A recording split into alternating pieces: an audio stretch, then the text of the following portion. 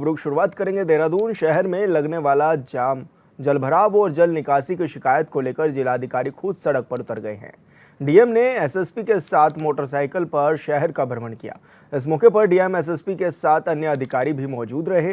DM ने सबसे पहले पलटन बाजार का निरीक्षण किया है।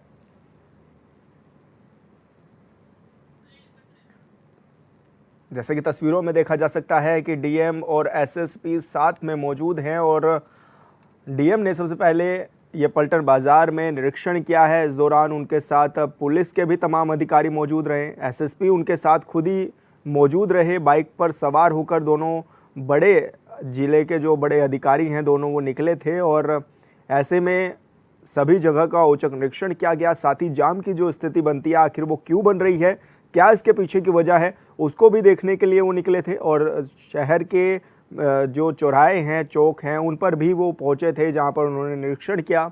इस दौरान पलटन बाजार के अंदर भी उन्होंने निरीक्षण किया कि आखिर बाजार में भीड़भाड़ जो रहती है, कई बार अतिक्रमण जैसी शिकायतें आती हैं, तो कैसे उनका निस्तारण हो सकता है, उस पर उन्होंने ये शहर भर में निरीक्षण किया है। खुद ही बाइक पर सवार होकर डीएम निकल गए थे और क्योंकि लंबे समय से उनके पास शिकायतें आ रही थी कि जाम की समस्या है, जलभराव की समस्या सबसे बड़ी है, क्योंकि मानसून का सीज़न है और मानसून के सीज़न में अक्सर ये देखा जाता है कि पूरा शहर जो है, पूरी राजधानी जो है वो जलमग्न हो जाती है। तो ऐसे में इस स्थिति से कैसे निपटा जाए, कैसे चीज़ों को बेहतर किया जाए, उसके लिए डीएम खुद ही निकले हुए हैं। और जब से डीएम ने कार्यभार संभाला है तब से लगातार वो औचक निरीक्षण करते हुए नजर आ रहे हैं। हाल फिलहाल में वो उससे पहले अस्पताल में पहुंचे थे जहां पर उन्होंने मरीजों से भी उनका हालचाल जाना था और ये भी जानने की कोशिश की थी कि किस तरह की बेहतर सुविधाएं मिल पा रही हैं अब अस्पतालों में, या फिर मरीजों को ज़्यादा परेशानियों का सामना तो नहीं करना पड़ रहा।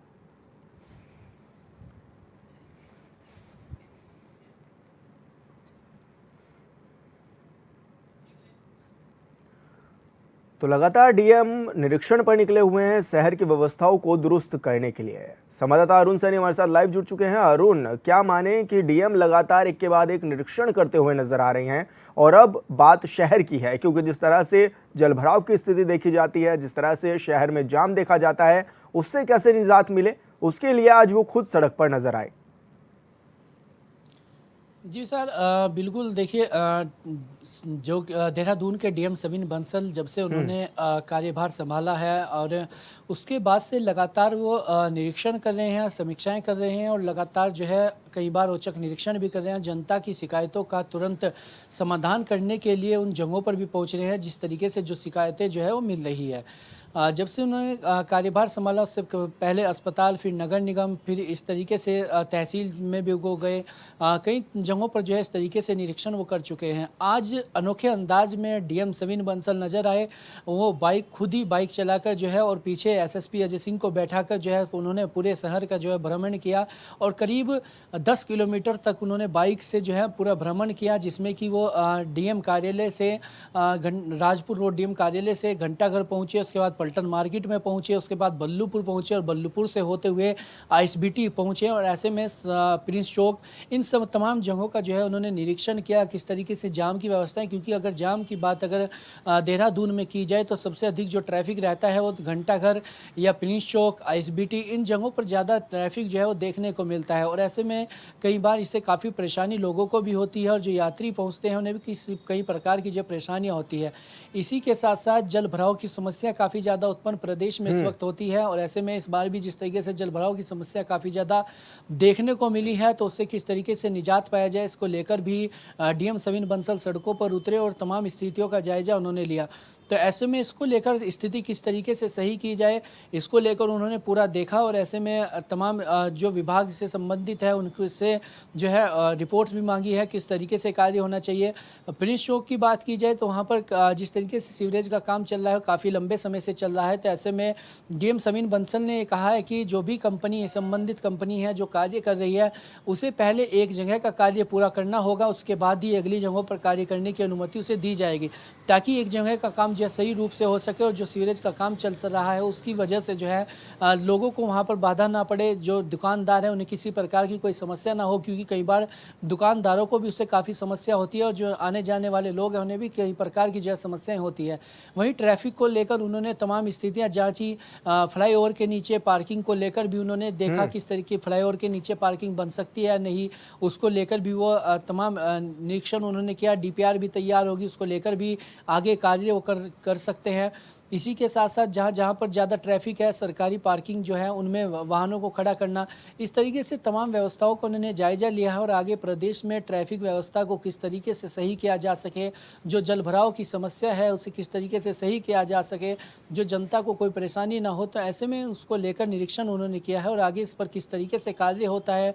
ट्रैफिक को लेकर डीएम किस तरीके से जो है डीपीआर तैयार करते हैं, किस तरीके से आगे कार्य करते हैं जो शहर में ट्रैफिक व्यवस्था ठीक हो सके, जो जल भराव की समस्या है वो ठीक हो सके और जो अन्य व्यवस्थाएं हैं वो भी लगातार जो है सुचारू रूप से चल सके। तो इस तरीके की तमाम व्यवस्थाओं को उन्होंने जांचा है और आगे इस पर कार्य जो है डीएम सविन बंसल वो कर सकते हैं। अरुण, अगर प्राथमिकताओं की बात की जाए तो डीएम के क्या कुछ प्राथमिकताएं हैं जिनको वो अपना फोकस मान रहे हैं? क्योंकि लगातार दौरों का जो उनका दौर है वो तो देखा ही जा रहा है, लगातार कभी वो अस्पतालों में पहुंच जाते हैं, कभी तहसील परिसर में पहुंच जाते हैं और सख्त मिजाज भी उनका दिखाई दे रहा है, क्योंकि कई बार उन्होंने ये भी निर्देश दिए हैं कि अधिकारियों का एक दिन का वेतन काट लिया जाए।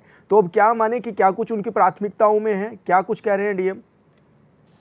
जी विशाल, बिल्कुल देखिए डीएम सविन बंसल का रवैया इस वक्त सख्त नज़र आ रहा है और फुल एक्टिव मोड में जो है डीएम दिखाई दे रहे हैं। और ऐसे में जिस तरीके से उनका फोकस की अगर बात की जाए तो लगातार शहर में सफाई व्यवस्था किस तरीके से सुचारू रूप से चले, नगर निगम वो पहुंचे, वहां पर सफाई व्यवस्थाओं का भी जायजा उन्होंने लिया, समीक्षा की कि डोर टू डोर कूड़ा उठान को लेकर जब उनके पास समस्याएं आई उसके बाद उन्होंने 30 दिन का अल्टीमेटम दिया और रिपोर्ट भी मांगी नगर निगम से कि आगे के किस तरीके से कूड़ा उठान, संबंधित कंपनियां जो लापरवाही इसमें बरत रही है उन पर चालानी कार्यवाही हो रही है और जो लोग भी सड़क पर कूड़ा फेंक रहे हैं या निर्धारित जगहों से इधर उधर कूड़ा फेंक रहे हैं उनके खिलाफ भी सख्त कार्रवाई हो रही है। इसी के साथ साथ शहर में ट्रैफिक व्यवस्था ठीक हो, शहर की जो तमाम व्यवस्थाएं हैं वो सुचारू रूप से चल सके, इनको लेकर डीएम प्राथमिकता पर रख रहे हैं और सड़कें ठीक हो सके। ये तमाम ऐसी चीज़ें हैं जिन्हें डीएम जो है प्राथमिकता पर रख रहे हैं। और ऐसे में शहर की तमाम जो व्यवस्थाएं हैं, क्योंकि देहरादून को स्मार्ट सिटी बनाने को लेकर भी जिस तरीके से कवायद शुरू हुई थी, हालांकि अभी भी स्मार्ट सिटी को लेकर तमाम सवाल खड़े होते हैं, तो ऐसे में ये तमाम व्यवस्थाएं जो है सही रूप से चल सके, तमाम व्यवस्थाएं शहर में बन सके, इसको लेकर डीएम सविन बंसल लगातार कार्य कर रहे हैं और जो अधिकारियों को दिशा निर्देश भी दे रहे हैं और जिस तरीके से जो किसी के प्रकाश से अगर लापरवाही बरती जा रही है उस पर तुरंत कार्यवाही भी डीएम सविन बंसल करते हुए दिखाई दे रहे हैं। अरुण, जिस तरह से दिखाई भी दे रहा है कि डीएम तो लगातार अपनी तरफ से काम भी करते हुए नजर आ रहे हैं, लेकिन कुछ नेता शायद उनके इस कार्यशैली से खुश भी नजर नहीं आ रहे हैं, क्योंकि नसीहत विधायक तक दे रहे हैं डीएम को कि आप का जो काम है आप वही करें, दूसरी चीजों में मन ना उलझे।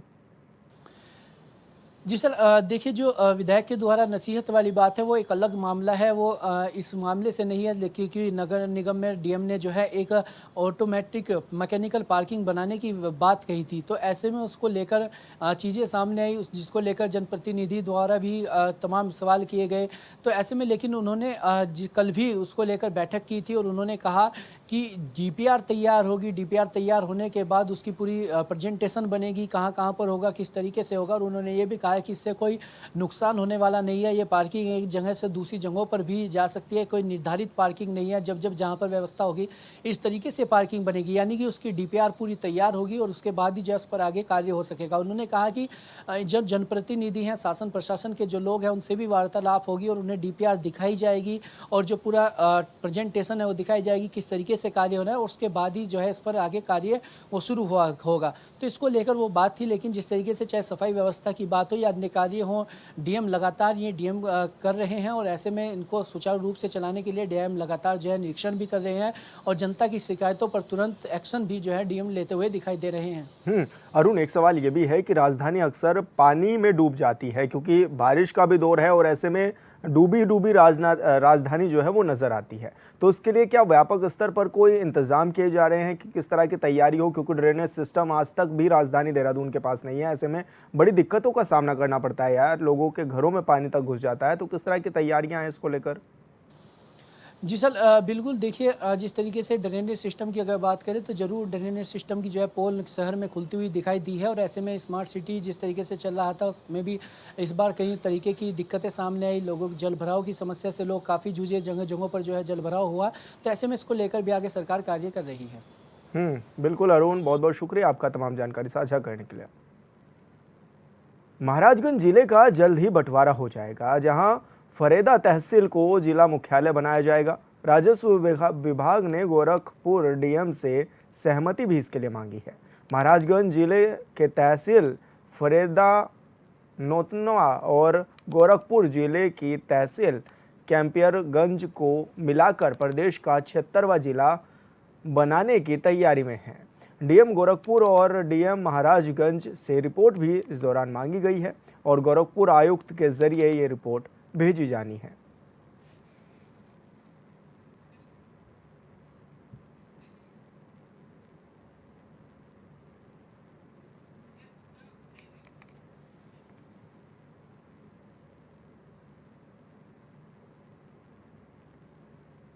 और संवाददाता ब्रजेश गुप्ता हमारे साथ लाइव जुड़ चुके हैं। ब्रजेश, जिस तरह से अब कार्य किया जा रहा है, तो क्या माने इसका कितना फायदा जो है वो जनता को मिलता हुआ नजर आएगा?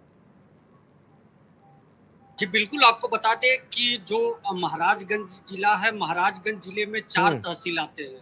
हालाँकि गोरखपुर जिले में भी करीब 5 तहसील आते हैं, तो ऐसे में जो राजस्व विभाग है, राजस्व विभाग के द्वारा एक लेटर जारी किया गया है। उस लेटर में जो है ये दर्शाया गया है कि गोरखपुर जिले का कंपियरगंज और महाराजगंज जिले का नौतनवा, उसके बाद जो है जो महाराजगंज का जिला है फरेंदा, फरेंदा को जो है काट कर जो है फरेंदा को जिला बनाया जाएगा।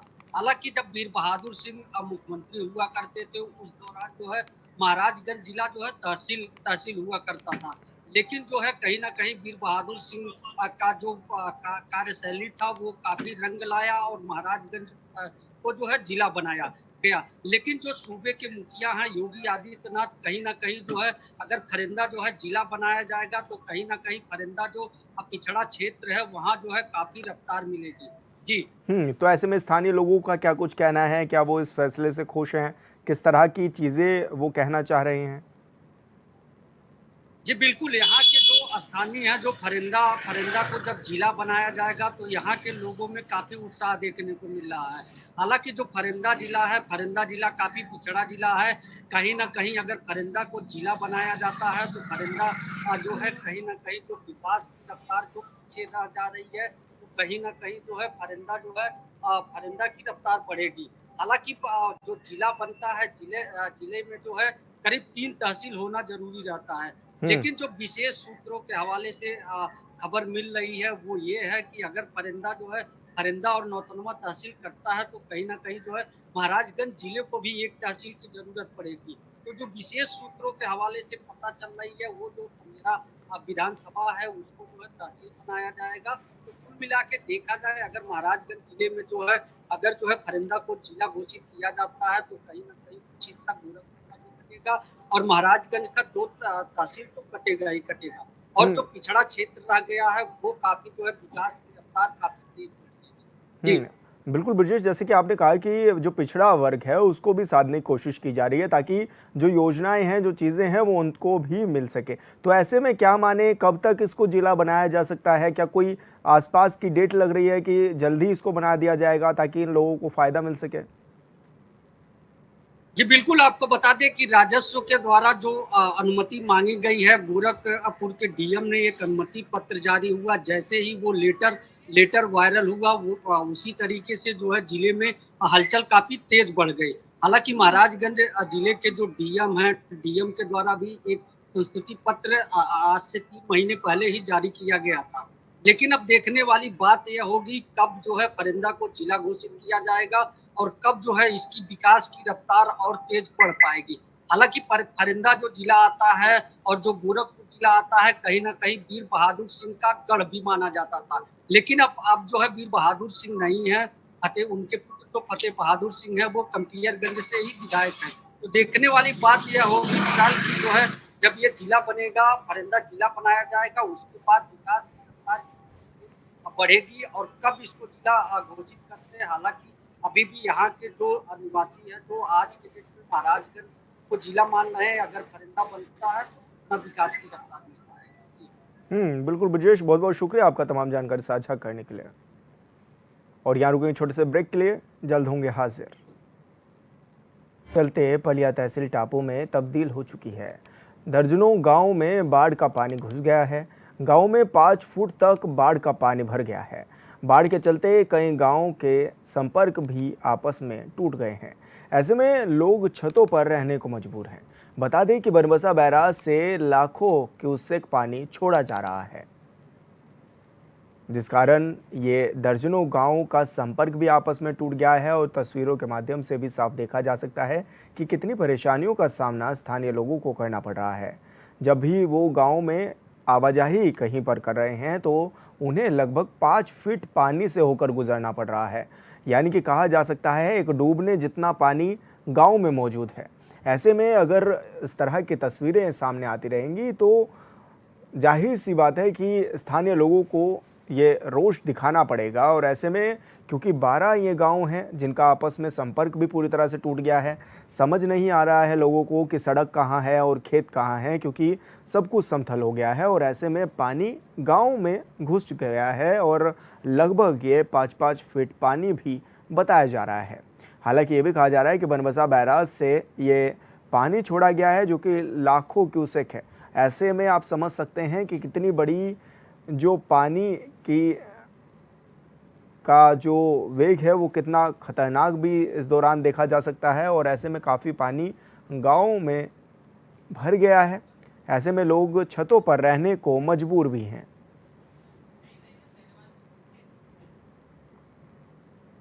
और संवाददाता शहनवाज गोरी हमारे साथ लाइव जुड़ चुके हैं। शहनवाज, जिस तरह से तस्वीरें दिख रही हैं, क्या माने कि कितनी परेशानियों का सामना स्थानीय लोगों को करना पड़ रहा है ऐसे में?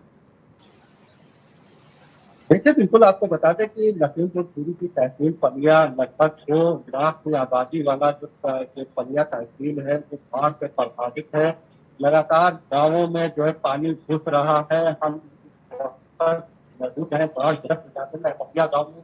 आपको तस्वीरें हम दिखाने की कोशिश कर रहे हैं। आप तस्वीरें में साफ तौर पर देख पा रहे हैं कि किस तरह से जो है पानी लोगों के घरों में घुस रहा है। लोग जो है अपना सड़क पर तखत डालकर बैठ कर रहने को मजबूर है। तो लगातार यहाँ पर भयावह स्थिति बनी हुई थी। लगभग कितने कितने फीट अभी तक पानी है?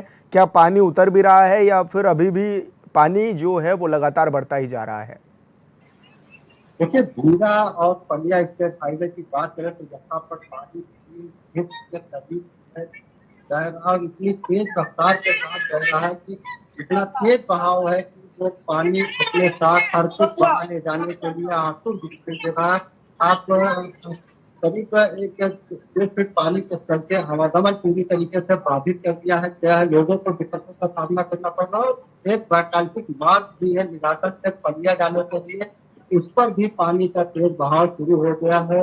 जो है उस मार्ग को भी बंद करने की संभावना तेज हो गई है। शहनवाज, आपके आसपास भी कुछ लोग दिखाई दे रहे हैं, उनसे भी बात करने की कोशिश करिएगा कि किस तरह की दिक्कतों का सामना उनको करना पड़ रहा है और शासन प्रशासन के लोग कितना उनकी मदद करते हुए नजर आ रहे हैं। उनसे जरा बात करने की कोशिश कीजिए।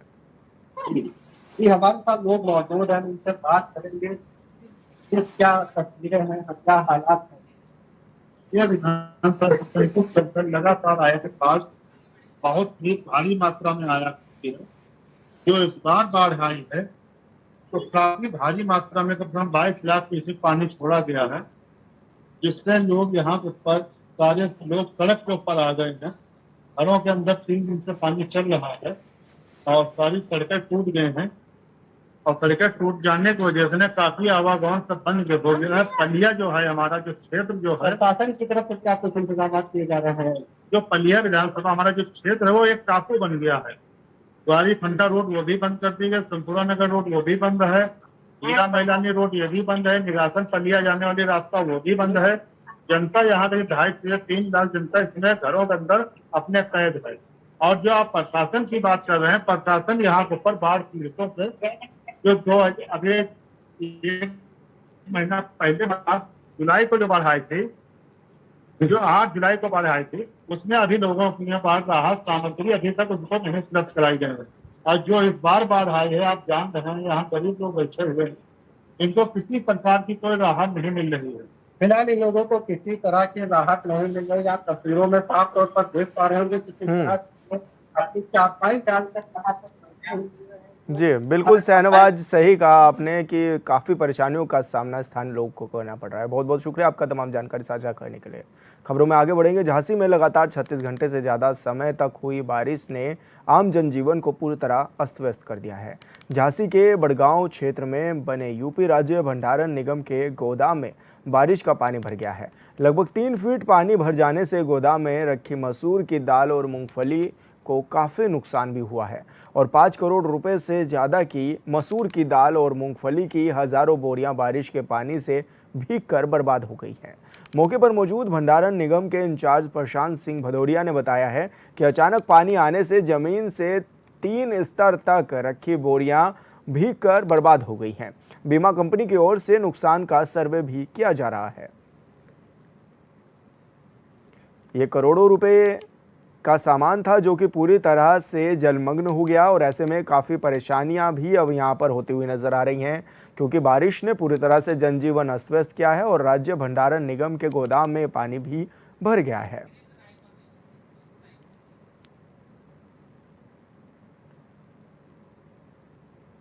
तो भारी नुकसान ये होता हुआ नजर आ रहा है और संवाददाता धीरेन्द्र रायकवार हमारे साथ लाइव जुड़ चुके हैं। धीरेन्द्र, जिस तरह से देखा भी जा रहा है तस्वीरों के माध्यम से कि काफ़ी नुकसान भी हुआ है, ऐसे में गोदाम में पानी भी भर गया है, अब की क्या कुछ स्थिति है?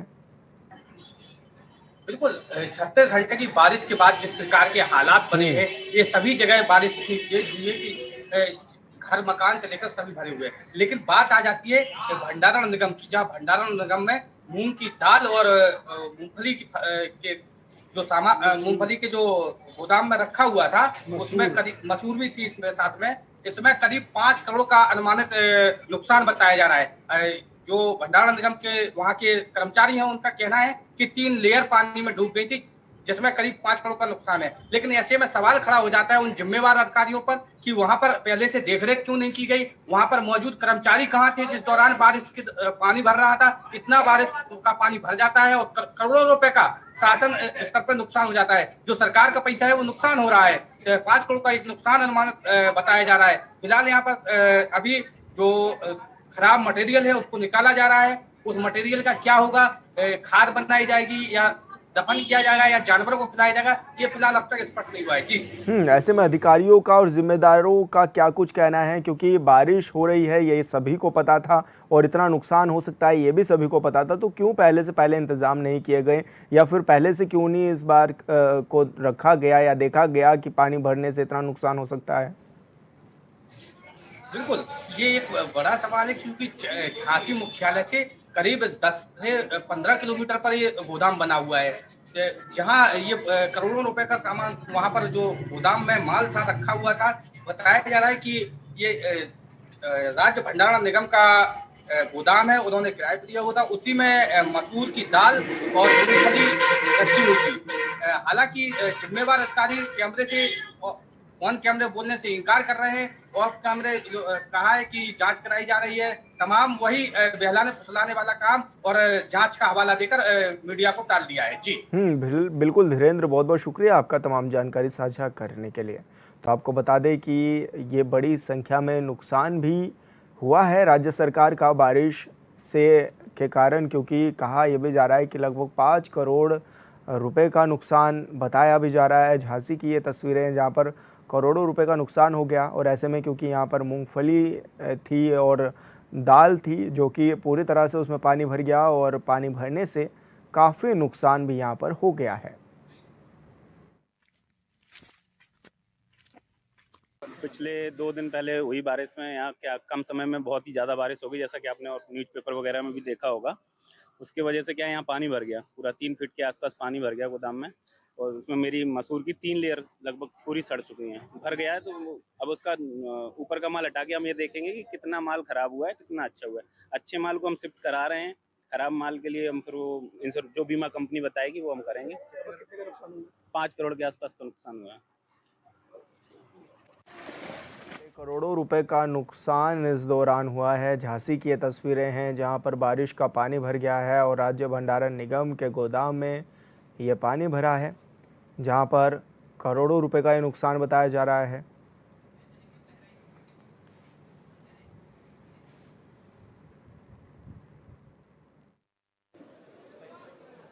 बहराइच का, जहां पर मुख्यमंत्री योगी आदित्यनाथ पहुंचे हुए हैं। बहराइच दौरे पर आज मुख्यमंत्री पुष्कर सिंह धामी पहुंचे हुए हैं। मानव वन्यजीव संघर्ष से प्रभावित परिवारों से वो मुलाकात कर रहे हैं। आपको बता दें कि बहराइच में भेड़ियों का आतंक भी देखा जा रहा था। इस दौरान कई परिवार के लोग जो हैं वो घायल हो गए थे। इस दौरान मुख्यमंत्री ने यह आश्वासन भी दिया था कि सभी भेड़ियों को जल्द से जल्द पकड़ा भी जाएगा और साथ ही उन्होंने ये भी दावा किया था कि वो जल्द ही दौरे पर पहुंचेंगे, वहां पर पहुंचकर वो लोगों से मुलाकात करेंगे। और यही कारण है कि आज वो बहराइच में है, जहां पर वो उन पीड़ितों से मुलाकात कर रहे हैं जो शिकार हो गए थे और ऐसे में चोटिल हो गए थे। उन परिवारों से मुलाकात की है, साथ ही उनका हालचाल भी जाना है।